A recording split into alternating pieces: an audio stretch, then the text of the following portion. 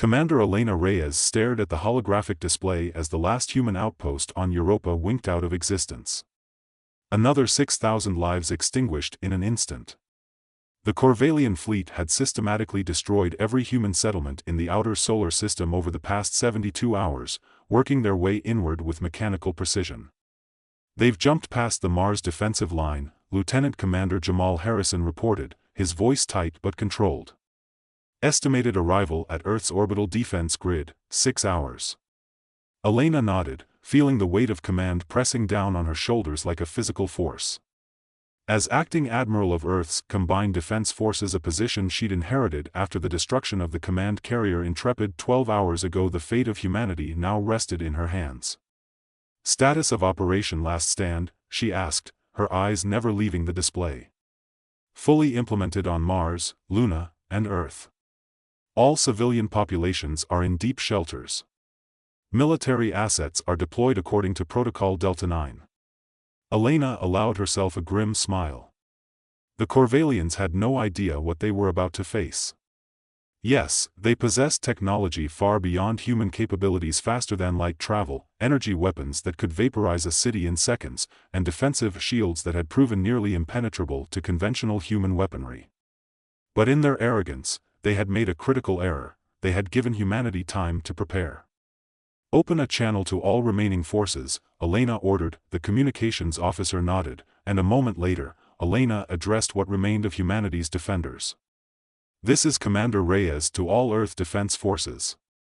The enemy has breached our outer defenses and will reach Earth in 6 hours. They believe they've broken us. They believe we're finished." She paused, letting her words sink in. "What they don't understand is that humans don't break. We bend, we adapt, and when pushed to the edge of extinction, we become something else entirely." She looked around at the determined faces of her bridge crew. "For the past 3 years, while we've maintained the facade of conventional resistance, Project NEMESIS has been developing unconventional responses to the Korvalian threat. Today, we implement those responses. Today, we show these aliens why it was a mistake to corner us." Elena's voice hardened. "They unleashed hell upon us. Now it's our turn to respond. Operation Fury is now active. Reyes out." High Admiral Kvax of the Korvalian Dominion observed the holographic representation of the Sol system with satisfaction. The human resistance had been fiercer than anticipated, but ultimately futile. Their primitive technology and predictable tactics had proven no match for Korvalian superiority. "The human defense fleet has withdrawn to their homeworld," Subcommander Tlek reported. "They appear to be consolidating their remaining forces around their planet." Kvax flicked a tendril in dismissal. "A pointless gesture. Their weapons cannot penetrate our shields, and their defenses cannot withstand our cannons. Their extinction is merely a matter of procedure now." "High Admiral," Tlek hesitated, unusual for a Korvalian officer. "Our intelligence division has intercepted communications suggesting the humans have implemented something called Operation Fury. Analysis is uncertain of its significance." Kvax's membrane-lidded eyes narrowed slightly. The humans had proven resourceful, if nothing else. But no last-minute strategy could save them now. "Maintain course and battle formation. We will obliterate their orbital defenses, then systematically destroy their military installations on the surface. Once their capacity for organized resistance is eliminated, we'll begin harvesting their biosphere." "As you command, High Admiral." Kvax returned his attention to the holographic display. The human homeworld grew larger as the Korvalian armada approached, a blue and green jewel that would soon be stripped of its resources and life, then abandoned like the countless worlds before it. In the darkness of space, beyond the detection range of Korvalian sensors, Captain Maya Wong guided her stealth corvette Silent Thunder toward the alien fleet's flank. 5 other stealth vessels moved in perfect coordination, approaching the enemy from different vectors. "All systems dark except for minimal life support and neural link navigation," Maya subvocalized through her neural interface. "Payload status?" "Nemesis packages primed and ready," came the response from her weapons officer, similarly transmitted without sound. "Passive tracking has locked onto the largest 6 command ships." Maya allowed herself a moment of grim satisfaction. For 3 years, she had trained for this mission, a mission most of humanity's leadership had hoped would never be necessary. The NEMESIS program represented humanity's darkest innovation, born from the desperate realization that conventional warfare against the Korvalians was impossible. Approaching optimal deployment range in 30 seconds, her navigation officer reported. No indication the enemy has detected us. The Korvalian fleet hung in space, before them a terrifying armada of over 300 vessels ranging from kilometer-long dreadnoughts to smaller, but still imposing, destroyer-class ships. Their hulls gleamed with an otherworldly metallic sheen that seemed to absorb rather than reflect light, making them appear as voids against the star-filled backdrop. 20 seconds to deployment range. Maya thought of her family in the deep shelters beneath Sydney, of the billions of humans huddled underground across Earth and Luna, waiting to learn if they had a future. 10 seconds.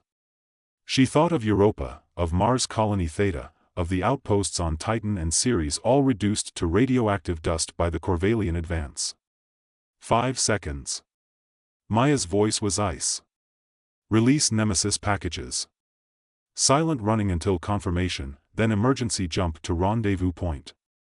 6 microscopic objects separated from the stealth vessels, their propulsion systems barely more than precisely calibrated puffs of cold gas. Each package no larger than a grain of rice drifted toward its designated target, virtually undetectable against the void of space. Maya and her crew waited in absolute silence, their ships running without emissions, seeming more like debris than vessels. 1 minute passed. 2. 3. Then, it began. The first Korvalian dreadnought designated Alpha target suddenly lost formation, its precision movement becoming erratic. Within seconds, its running lights flickered, and strange energy discharges crawled across its hull like electric serpents. Nemesis Package Alpha has successfully penetrated target shields and hull, her science officer reported through the neural link. Infiltration confirmed. One by one, the other 5 targeted ships began exhibiting similar symptoms. The Korvalian fleet's perfect formation began to disintegrate as the infected command ships lost control. All packages successfully deployed. Initiating emergency jump to rendezvous coordinates.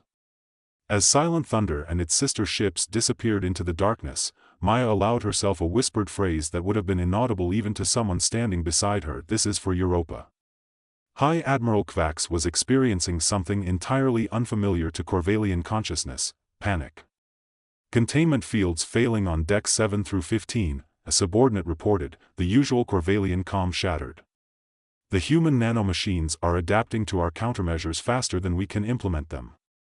Kvax lurched toward the command console as the flagship's gravity generators fluctuated wildly. The deck beneath him seemed to ripple, though he couldn't be certain if this was a physical phenomenon or if the nanomachines had begun affecting his sensory perception. Isolate all command systems. Sever connections to the affected sections. Impossible, High Admiral. The infection has reached our central processors.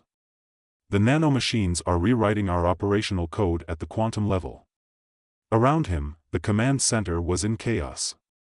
Holographic displays showed the infection spreading throughout not only his ship but 5 other command vessels as well.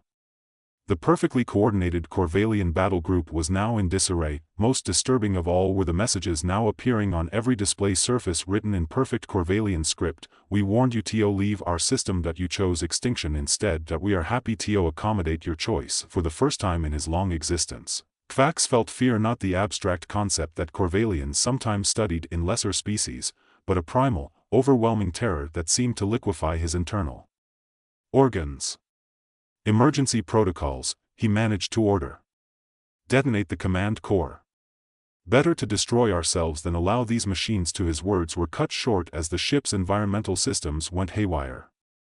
The atmosphere within the command center rapidly changed composition, transforming from the methane-ammonia mix that sustained Korvalian biology to an oxygen-nitrogen blend that burned their respiratory filaments like acid. The last thing Kvax saw before consciousness fled was the message on the displays changing once more: humanity sends its regards. On Earth's Combined Defense Headquarters, Elena watched as the real-time tactical display showed the chaos erupting within the Korvalian fleet. 6 of their largest ships were now completely compromised, their systems turned against them by the NEMESIS nanomachines, autonomous, self-replicating machines programmed with one directive: infiltrate, subvert, and annihilate Korvalian technology and biology. NEMESIS infiltration at 100% in all targeted vessels, Harrison reported, his voice tinged with grim satisfaction. Secondary infection spreading to vessels in close proximity. Estimated 27% of the enemy fleet is now compromised. Elena nodded. Implement Phase 2. Signal the lunar railgun batteries to target all uninfected vessels, prioritizing their forward-positioned ships. Across the lunar surface, enormous electromagnetic accelerators that had been disguised as mining equipment powered up. For 3 years, they had remained hidden from Korvalian surveillance, built under the guise of resource extraction operations. Luna batteries report ready, Commander. Fire. Massive tungsten rods, each weighing several tons and traveling at a significant fraction of light speed, streaked from the lunar surface toward the disorganized Korvalian fleet. Unlike conventional weapons, these simple kinetic projectiles carried no electronics that could be affected by Korvalian countermeasures. They were merely dense metal, accelerated to velocities that transformed them into devastating weapons through sheer kinetic energy. The first volley struck with catastrophic effect. 3 Korvalian destroyers simply ceased to exist, transformed into expanding clouds of superheated plasma. Others suffered critical damage, their vaunted shields calibrated to stop energy weapons and explosives proving ineffective against simple objects moving at relativistic speeds. Direct hits confirmed, Harrison announced. Enemy fleet formation is completely broken. They're attempting to regroup, but the NEMESIS-infected ships are now actively targeting their allies. Elena leaned forward, her eyes hard. Signal Mars Defense Command. Release the swarm. Sub-Commander Tlek had assumed emergency command of the Korvalian fleet's secondary battle group after witnessing the flagship systems go haywire. The situation was deteriorating rapidly. Not only were 6 command ships now completely subverted, actively firing upon other Korvalian vessels, but primitive kinetic weapons from the humans' moon had destroyed 11 more ships in the initial barrage. Regroup at coordinates Delta 6, he ordered. Establish a defensive perimeter and prepare for new contacts detected, interrupted a sensor operator. Massive launch from the 4th planet. Tens of thousands of small objects accelerating toward our position. Tlek shifted his attention to the tactical display.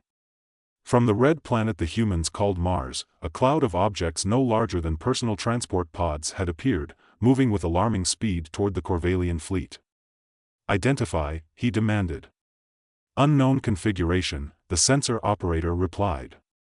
Too small for conventional warships.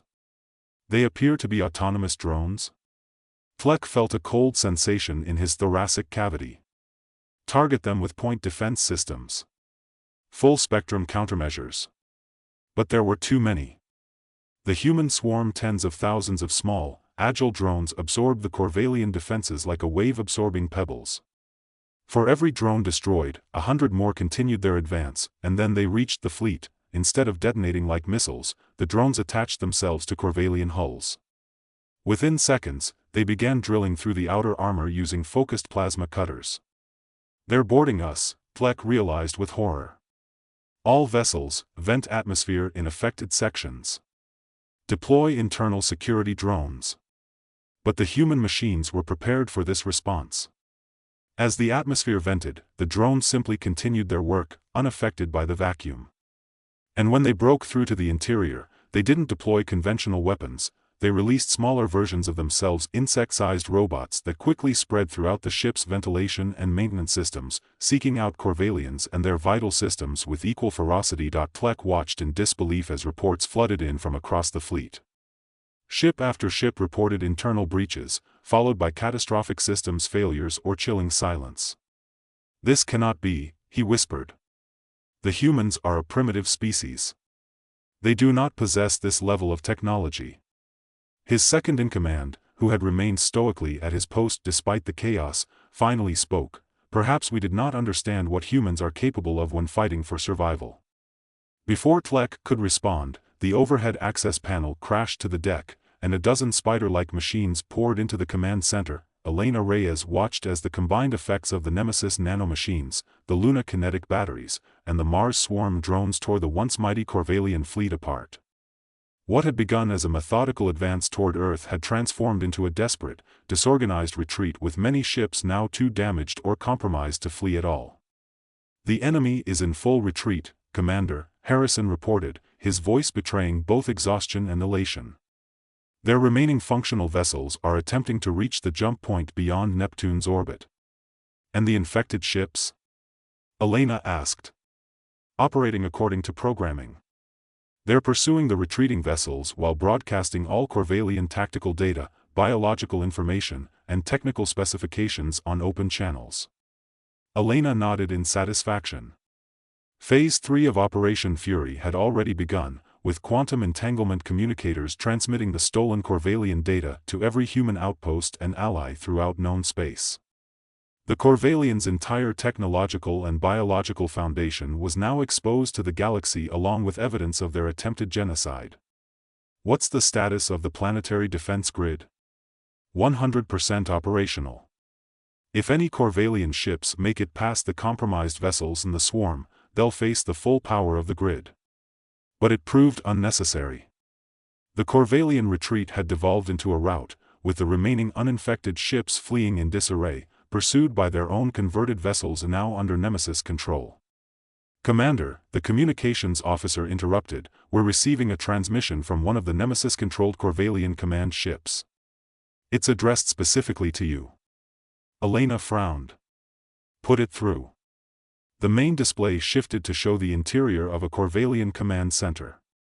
The scene was nightmarish. Korvalian bodies lay strewn across the deck, while surfaces crawled with tiny machines that continued to reformat the alien technology.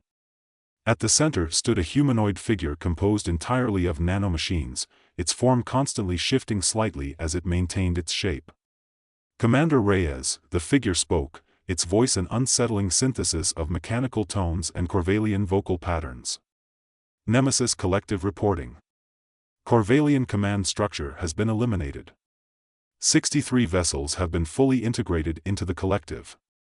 We are pursuing the remnants of their fleet beyond your solar system as programmed." Elena steeled herself. The NEMESIS AI and its nanomachines represented humanity's darkest creation, a weapon system so morally questionable that its existence had been kept secret from the general public. Yet facing extinction, humanity had embraced the doctrine, better to release hell itself than face annihilation. "Execute final protocol," she ordered. "Pursue the Korvalian fleet to their home systems. Neutralize their military capability and extract all strategic data. Do not, I repeat, do not target civilian populations unless they engage in direct hostilities." The nanomachine figure inclined its head. "Understood, Commander. Korvalian military infrastructure will be neutralized. Civilian casualties will be minimized where possible. We estimate complete neutralization of the Korvalian war capacity within 60 standard days. And the failsafe protocol remains intact?" "Confirmed. Upon mission completion, all NEMESIS units will proceed to the designated neutron star and terminate." Elena nodded, relieved that the safeguards still functioned. Creating a self-replicating autonomous weapon had been humanity's most desperate gamble, one that included the absolute necessity of ensuring it could be stopped once its purpose was fulfilled. "Then proceed, NEMESIS. Complete your mission." The figure nodded once more before the transmission cut. Harrison turned to Elena, his expression a complex mixture of emotions. "We did it," he said quietly. "We actually did it." Elena looked around at her command staff, the exhausted, relieved faces of men and women who had just witnessed humanity's narrowest escape from extinction. They had won, yes, but the cost had been enormous. Millions dead in the outer colonies. Infrastructure destroyed across the solar system. And perhaps most significantly, humanity had been forced to create weapons that many would consider as horrifying as the enemy they'd faced. "Send word to all shelters on Earth, Luna, and Mars," she ordered. "The immediate threat has been neutralized. Begin phased emergence protocols." She paused, then added, "and schedule a full briefing with the unified Earth government." They need to know everything that happened here today, both what we accomplished and what we've unleashed. As her officers carried out her orders, Elena turned back to the tactical display, watching as the last Korvalian ships fled toward the outer reaches of the solar system, pursued by humanity's terrible vengeance. The words she had spoken at the beginning of the battle echoed in her mind. They unleashed hell upon us. What she hadn't said, what she had kept to herself, was the truth that had sustained her through the darkest moments. They have no idea what humanity is capable of when our extinction is on the line. 1 month later, Elena stood at the viewport of the newly commissioned defense platform in Earth orbit, gazing out at the slowly recovering fleet. Construction drones swarmed around damaged vessels, repairing and rebuilding. In the distance, the gleaming hulls of ships incorporating salvaged Korvalian technology represented humanity's technological leap forward, an advancement of centuries in mere weeks. Admiral Reyes, a voice came from behind her. Elena turned to find President Cheng of the Unified Earth Government approaching, accompanied by her security detail. "Madam President," Elena acknowledged with a salute. "I wasn't expecting you until the formal commissioning ceremony tomorrow. I wanted to speak with you privately before then." The President dismissed her security team with a gesture, waiting until they had withdrawn to a discreet distance before continuing. "The latest report from the NEMESIS Collective arrived an hour ago." Elena straightened. "And?" "The Korvalian military infrastructure has been completely neutralized. Their homeworld's defenses have been dismantled, and their leadership structure has been eliminated." President Cheng's expression was solemn. "As per your orders, civilian populations have been spared, though they're understandably in chaos." Elena nodded, feeling a complex mixture of satisfaction and disquiet. "And the other spacefaring species that were under Korvalian subjugation? Liberated." The data indicates at least 7 other civilizations had been conquered or were paying tribute to the Korvalians. With their oppressors neutralized, they're beginning to reclaim their independence. The President paused. "Several have already sent diplomatic transmissions expressing interest in alliance with humanity." From conquered to courted in the span of a month, Elena mused. The galaxy has witnessed what happens when humanity is backed into a corner. "Yes." President Cheng's voice grew quieter. "That's partly what I wanted to discuss with you. The UEG Security Council has reviewed the complete operational data from Project NEMESIS. The technology we developed, it's perhaps the most dangerous weapon ever created in known space. The question now is, what do we do with that knowledge?" Elena had been pondering this same question since the moment of victory. The capacity to build self-replicating, adaptive nanomachines capable of subverting any technology and targeting specific biological entities represented power too dangerous to wield lightly or perhaps at all. "The NEMESIS Collective will self-terminate as programmed once its mission is complete," she said. "But the knowledge of how to create it remains." "Precisely." President Cheng moved to stand beside Elena at the viewport. "The Security Council is divided. Some advocate maintaining and enhancing the technology as the ultimate deterrent against any future threats. Others insist we lock the research away permanently or even destroy it entirely." Elena considered this for a long moment, watching as a salvaged Korvalian cruiser, now repurposed with human technology and crew, glided past the station. "Humanity's greatest strength has never been our technology," she finally said. "It's our adaptability, our creativity under pressure, our willingness to exhaust every possibility before accepting defeat." She turned to face the President directly. "We created NEMESIS because we had to, because extinction was the alternative. But if we maintain it as a first response option rather than a last resort, we risk becoming what we just defeated." President Cheng studied her carefully. "You're suggesting we voluntarily relinquish our most powerful weapon? After it just saved our species?" "I'm suggesting we secure the knowledge but commit to never using it again except in the most dire circumstances. We establish protocols requiring unanimous consent from all Earth nations and colonies before such technology could ever be deployed again." Elena's gaze was steady. "The galaxy now knows what humanity is capable of when truly threatened. That knowledge alone will serve as deterrent enough." After a long moment, President Cheng nodded. "I'll bring your recommendation to the Security Council. I believe many will agree with your assessment." She extended her hand. Humanity owes you a debt that can never truly be repaid, Admiral Reyes. Elena accepted the handshake, but her expression remained somber. I gave the order that unleashed our own version of hell. I'll carry that responsibility for the rest of my life. All I ask is that we learn from this, that we remember both what we're capable of and what we aspire to be. As President Cheng departed, Elena turned back to the viewport. Beyond Earth's atmosphere, humanity was already rebuilding, incorporating the advanced technology they'd captured while expanding their presence through the solar system once more. Ships bearing the new United Earth insignia streaked between planets, establishing a defense network that would ensure no enemy could ever again threaten humanity's existence. Yet even amid this renaissance, Elena found herself repeating the mantra that had sustained her through the darkest days of the conflict, words that embodied both warning and promise to any who might consider humanity an easy target in the future. They unleashed hell upon us, that we responded with something worse. Remember this lesson, or repeat their mistake. Humanity will not be threatened again.